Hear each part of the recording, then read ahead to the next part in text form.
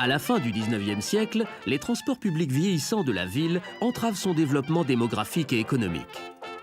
Les tramways électriques et les rames de métro aérien à vapeur ne transportent à vitesse modérée qu'un nombre restreint d'usagers.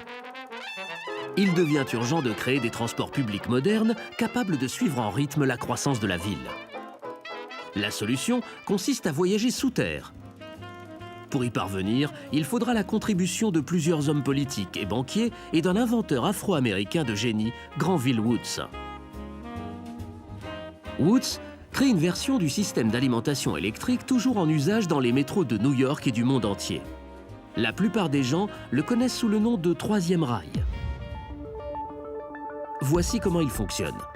Le train est alimenté en électricité par un troisième rail, parallèle à la voie ferrée, qui transporte un courant à haute tension.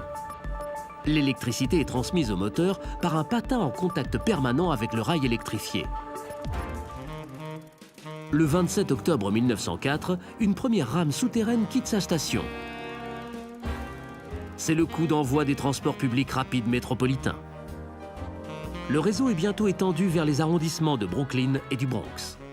En 1915, la ligne plonge sous l'East River pour ressortir dans le Queens. Le métro a joué un rôle capital dans l'extension de la ville.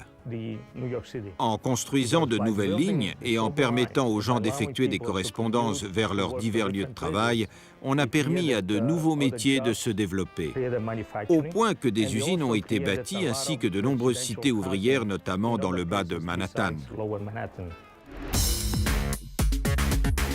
Un siècle plus tard, le réseau new-yorkais permet de parcourir 1300 km sur 468 stations, desservies par 600 rames, c'est-à-dire plus de 6000 voitures.